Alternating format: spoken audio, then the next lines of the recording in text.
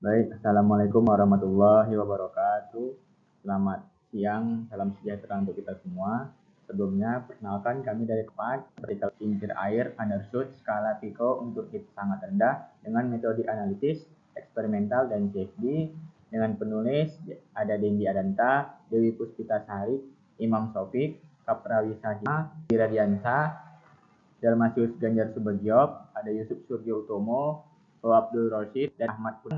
Saya Hidayatullah Rashid dengan NIM 23018 dan rekan saya Muhammad Khairi 02 dan ada Muhammad Rafif Siddiq Nasution dengan NIM 23003 dan terakhir rekan saya Fikri Al-Fauzan 025. Nah, saya akan menjelaskan apa aja sih yang melatar belakangi data tersebut. Yang pertama, pada tahun 2022, Indonesia mengalami peningkatan permintaan pasokan listrik sekitar dapat 318.470 keluarga tanpa listrik yang tersebar di 199 yang disebabkan oleh kondisi geografis daerah tersebut.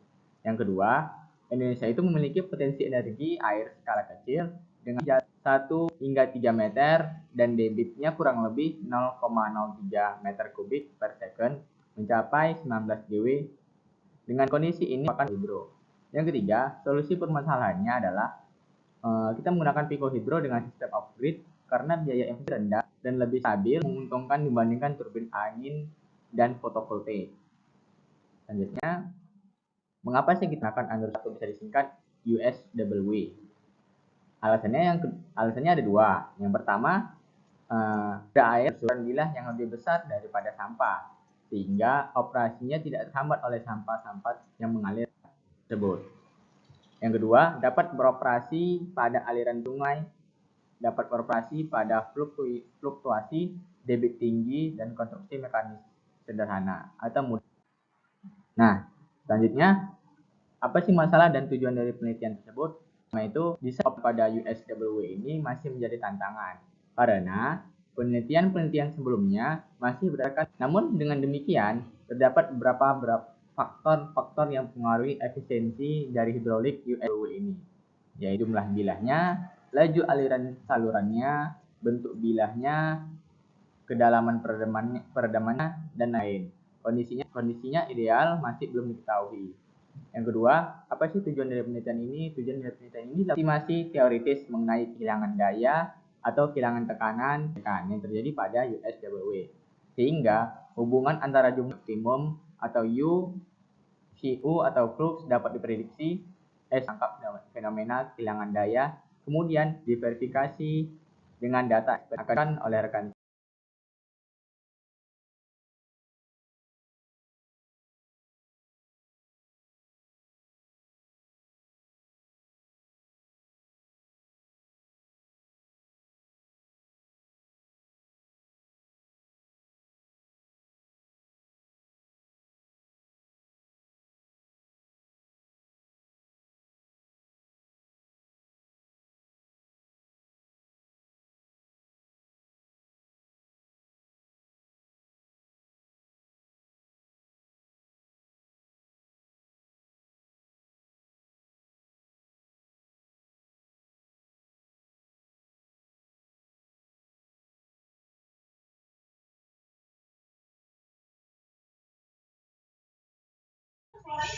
Baiklah, di sini saya akan menjelaskan di metodologi desain kincir.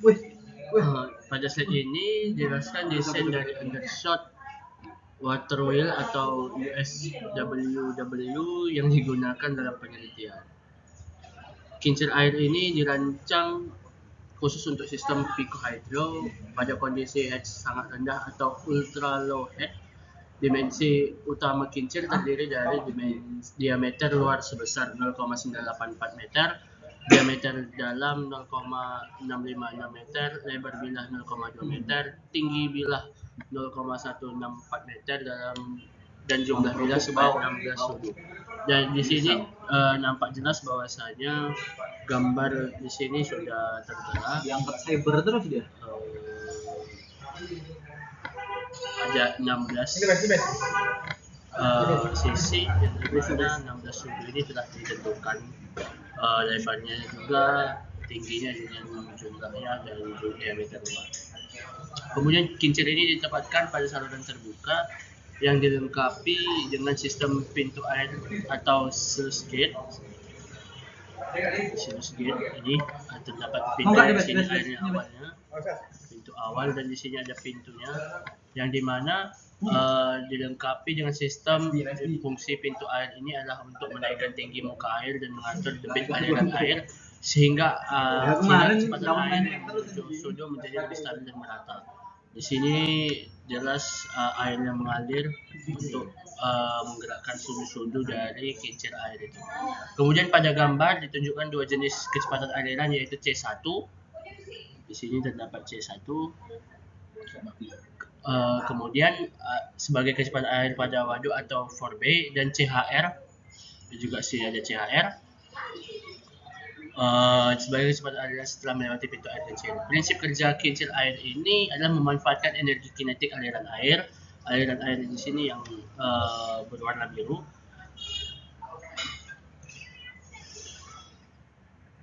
mengenai sudut bagian roda bawah. Sehingga roda bawah ini berputar menuju ke atas sehingga berputar terus menerus. Kemudian jumlah sudut dipilih sebanyak 16 karena berdasarkan penelitian sebelumnya konfigurasi ini memberikan performa terbaik. Jika sudut terlalu sedikit atau lebih kurang dari 16, maka energi air tidak terserap secara maksimal, sedangkan jika terlalu banyak, lebih dari 16, maka akan meningkatkan hambatan dan gesekan pada roda. Kemudian di sini saya akan menjelaskan metodologi teori analitis. Pada slide ini dijelaskan metode analitis yang digunakan untuk menghitung performa kincir air secara teoritis. Nah, tahap pertama yaitu menghitung daya input air atau water power. Perhitungan ini dilakukan menggunakan parameter debit air, massa jenis air, yaitu debit air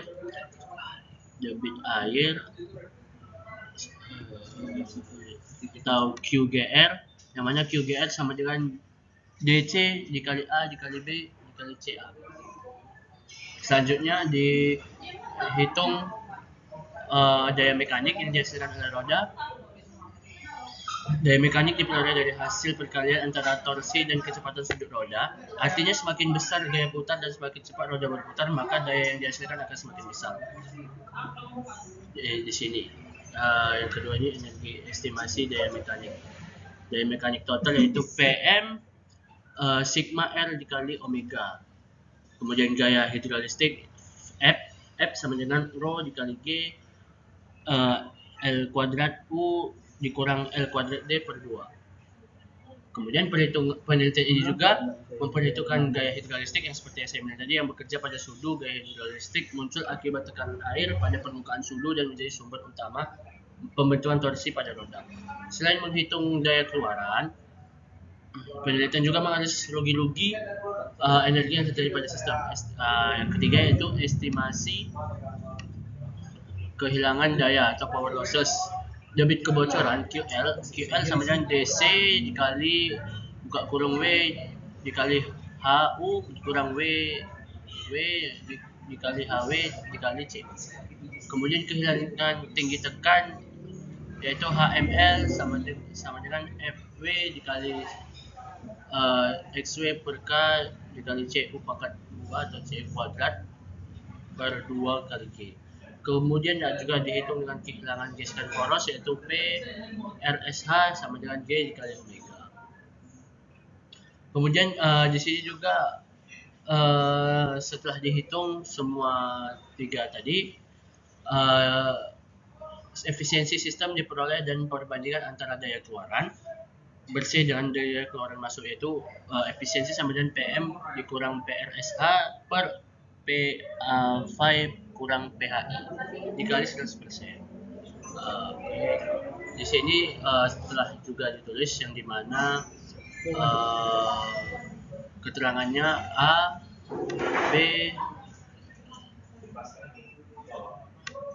B sampai seluruhnya. Kemudian metodologi pengujian eksperimental.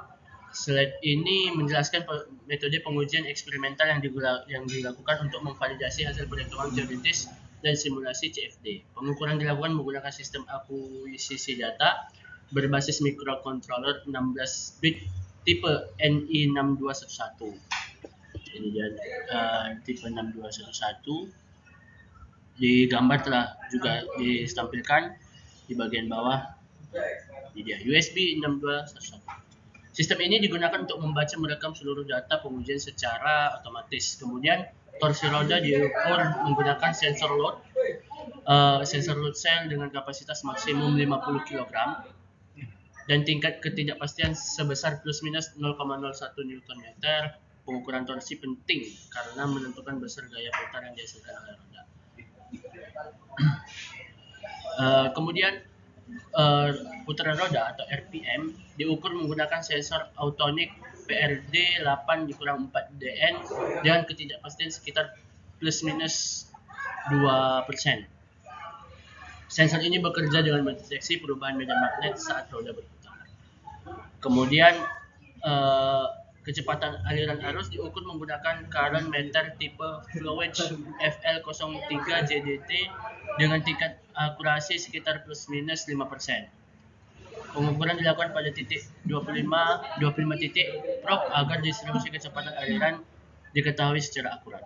Kemudian pada sistem ini load cell menghasilkan sinyal tegangan yang sangat kecil sehingga tidak dapat langsung dibaca oleh microcontroller. Oleh karena itu digunakan load cell amplifier untuk memperkuat sinyal sebelum dikirim sistem akuisisi data. Ini dia load cell. Melalui pengujian eksperimental ini diperoleh data nyata menggunakan torsi, putaran roda, debit air, dan efisiensi sistem, sehingga hasil teori dan simulasi dapat dibandingkan secara langsung. Di sini adalah sudah gambar, yaitu the experimental setup and its instrumentation. Di sini beberapa perangkat dimulai dari komputer terhubung dengan USB akan membaca dari frekuensi to voltage, power supply, load cell, automatic FR ini, kemudian side view dari samping, kemudian isometri view. Di sinilah nampak gambar bahwasanya kincir itu berbentuk seperti sedemikian rupa. Kemudian metodologi simulasi CFD. Di sini digambar yaitu figure 4, the simulation setup and its boundary condition. Pada slide ini dijelaskan metode simulasi CFD atau computation fluid dynamic yang digunakan untuk menganalisis aliran fluida pada kincir, fluida atau air pada kincir. CFD digunakan untuk memvisualisasi pola aliran air, distribusi tekanan, dan interaksi fluida dengan suhu secara lebih detail yang sulit diamati secara langsung pada eksperimen. Simulasi ini dilakukan dengan asumsi aliran fluida tidak termanfaatkan atau incompressible flow dan mengikuti sifat fluida Newtonian. Artinya, massa jenis air ini dianggap tetap selama proses simulasi berlangsung. Perhitungan aliran menggunakan metode Reynolds Average Navier atau RANS untuk memprediksi perilaku turbulensi pada aliran air. Kemudian model turbulensi yang dilakukan adalah standar Kapsilon karena model ini memiliki stabilitas dan akurasi yang baik untuk simulasi turbin. Karena sistem terdiri dari dua fluida, yaitu air dan udara, maka digunakan volume of fluid atau VOF. Metode ini memungkinkan simulasi dapat menunjukkan batas antara permukaan air dan udara secara akurat. Untuk kondisi batas simulasi, bagian inlet diberikan kecepatan masuk sebesar 1 meter per detik. Inlet 1 meter, ini dia inletnya.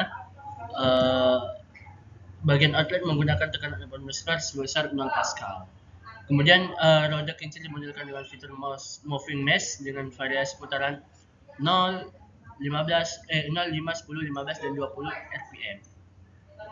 Pada simulasi ini beberapa faktor seperti material roda, intensitas material, dan kekasaran permukaan belum dimasukkan agar model lebih sederhana dan waktu komputasi lebih cepat. Hasil simulasi CFD nantinya digunakan untuk distribusi tekanan, performa daya, dan efisiensi terhadap hasil eksperimen dan model analisis. Baik, selanjutnya saya akan membahas masih mengenai dengan simulasi. Jadi pada simulasi menggunakan metode mesh dan time step. Jadi untuk metode mesh itu sederhananya seperti papan billboard, yaitu menggunakan pixel-pixel kalau dalam papan billboard. Kalau di sini dia itu menggunakan sel yang namanya ya disebut sel untuk meniru bentuk dari si aliran air dan kincirnya. Semakin banyak sel yang digunakan, maka gambarnya itu atau simulasinya itu pasti akan semakin akurat, akan semakin smooth dan semakin stabil. Dan jika terlalu sedikit, maka hasilnya tidak akan akurat. Jadi peneliti pada paper ini menggunakan 4 pengujian. Ya, sebelumnya ada yang namanya Great Convergence Index, yaitu menyatakan nilainya seberapa banyak gitu. Jadi seperti yang saya katakan menggunakan 4 kategori mesh, yaitu fineness, ya, kemudian fine, medium, dan coarse. Nah, setelah dilakukan pengujian, maka dipilihlah yang bagian fine mesh dengan errornya itu 0,19%. Nah, kalau kita lihat pada grafik, nah yang bagian persegi panjangnya ini yang dengan lingkarannya itu ilustrasi bentuk simulasinya pada saat menggunakan mesh. Jadi isinya itu sel-sel sehingga berbentuk seperti roda gini.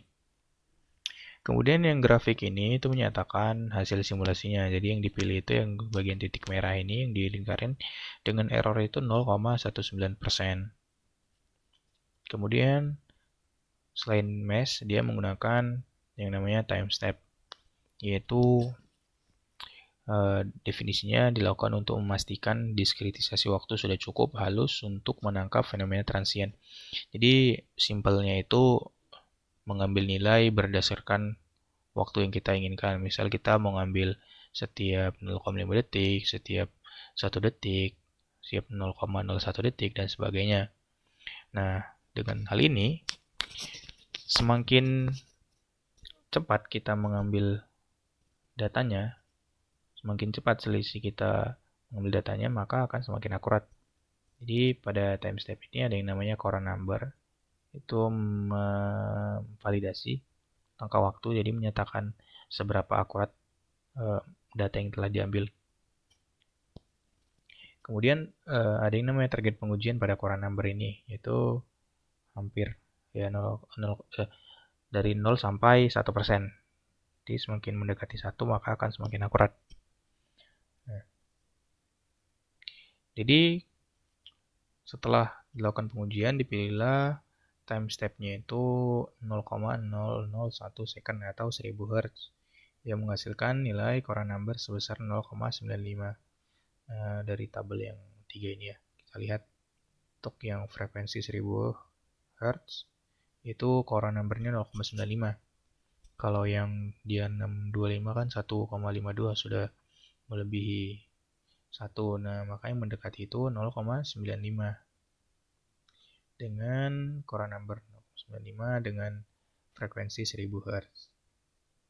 Kemudian hasil analitis atau estimasi efisiensi. Jadi setelah dilakukan perhitungan dengan data-data dengan nilai-nilai yang diperlukan dalam persamaan yang telah disediakan pada paper, maka didapatkan daya available-nya itu 22,6 watt. Kemudian kehilangan daya hidrolik itu akibat kebocoran celah. Kalau kita lihat di sini yang bagian bawah sini ya, di bawah tabel ini ada ilustrasinya. Jadi ini yang channel wall-nya ini kan atau saluran airnya ini. Nah, untuk yang diarsir ini yang bagian abu-abu itu merupakan sudu-sudunya. Jadi yang dimaksud dengan kehilangan daya hidrolik itu karena adanya selah di sini. Karena nggak mungkin kalau kita paskan antara blade dengan channel wall-nya. Karena pasti akan terjadi gesekan yang menyebabkan aus atau bisa juga kemacetan gitu.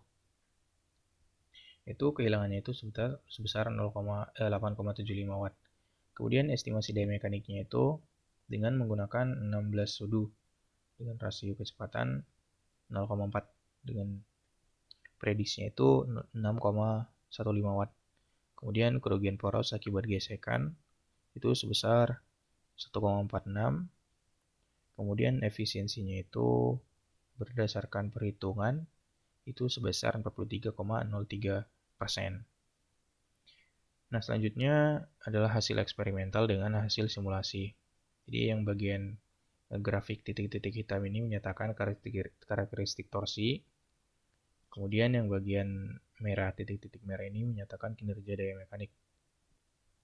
Nah, untuk yang bagian hitam ini, yang bagian segitiga ya, yang bagian atas ini, itu hasil eksperimen, dan yang bagian yang bawahnya ini hasil simulasi. Jadi dia itu berbentuknya linear negatif, di mana apabila kecepatannya itu semakin meningkat, maka torsinya akan semakin turun, dan berlaku sebaliknya. Kemudian untuk torsi maksimumnya itu untuk eksperimen itu 36,12 Nm, dan untuk simulasinya itu 36,1 Nm. Untuk kinerja daya mekaniknya di sini di puncaknya itu pada 10 rpm. Dengan daya maksimalnya itu untuk yang berdasarkan eksperimen sebesar 14,21 watt dan berdasarkan simulasi 16,1 watt. Nah, di sini ya. Kemudian yang bagian grafik B, nah ini terhadap kecepatan terhadap efisiensinya. Jadi efisiensi maksimumnya itu di 10 rpm. Nah, hasilnya itu untuk yang eksperimental itu 62,86% dengan errornya itu 4,8% kurang lebih. Kemudian efisiensi dari hasil simulasinya itu 71,08%. Nah, kemudian setelah kita dapat grafiknya ini, kita menggunakan analisis regresi untuk mendapatkan persamaan matematisnya. Selanjutnya adalah analisis hubungan kecepatan. Nah, ada yang namanya definisi rasio. Di sini perbandingan antara rasio kecepatan dengan efisiensi. Jadi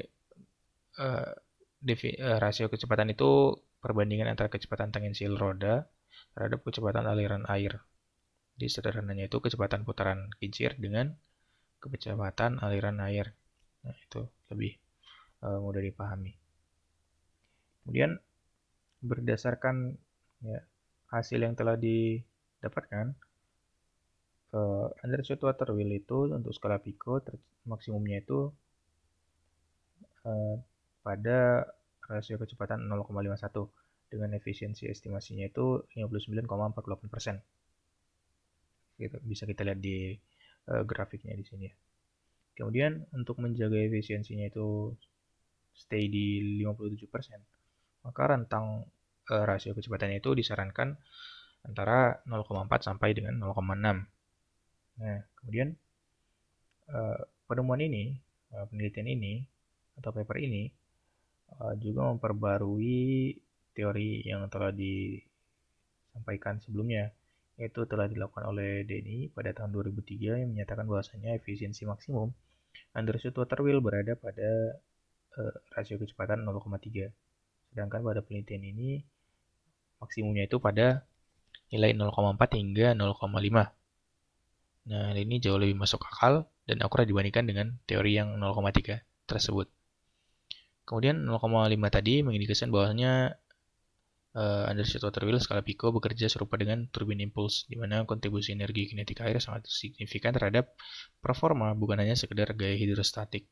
Di gaya hidrostatik itu tekanan, ya, debit air, ya, tekanan yang diberikan air untuk muter kincir, sedangkan energi kinetik itu lebih kepada kecepatan aliran airnya. Jadi kalau kita lihat dari grafiknya ya, itu berbentuk parabolik, di mana pada saat rasio kecepatannya itu 0, dia efisiensinya rendah karena terjadi tubrukan atau tumpukan air karena kincirnya itu berputar sangat pelan, sangat lambat, sehingga terjadi tubrukan, terjadi tumpukan, sehingga airnya itu meluap ke atas atau ke samping atau ke celah-celahnya. Itu menyebabkan efisiensinya rendah. Sedangkan pada saat dia mendekati 1, mendekati 0,9, itu efisiensinya turun lagi karena si kincirnya ini berputar hampir sama dengan kecepatan air, sehingga airnya ini nggak maksimal memutar turbinnya. Makanya efisiensinya menjadi rendah. Nah, untuk slide selanjutnya akan dijelaskan oleh rekan saya. Nah, selanjutnya kita masuk di slide validasi RMSE dan perbandingannya. Nah, bisa kita lihat di sini pada gambar A itu merupakan grafik yang menunjukkan hubungan antara rasio kecepatan dengan efisiensi kincirnya. Nah, bisa kita lihat untuk data eksperimen yang berbentuk segitiga. Untuk efisiensi yang paling optimal itu didapatkan dengan variasi sudu di 16 sudu dibandingkan dengan variasi sudu lainnya. Untuk rasio kecepatannya sendiri itu di sekitar 0,5. Nah, selanjutnya itu ada gambar B yang menunjukkan diagram batang tentang persenan RMSE yang didapat. Nah, sebelumnya RMSE ini merupakan root mean square error yang mana dia membandingkan data yang didapat dari model analisis dengan data eksperimental. Nah, untuk rata-rata RMSE sendiri didapat di 9,02%. Nah, selanjutnya untuk simulasi CFD, yang dimana simulasi CFD ini dia simulasi pada komputer yang mensimulasikan aliran fluida atau aliran airnya.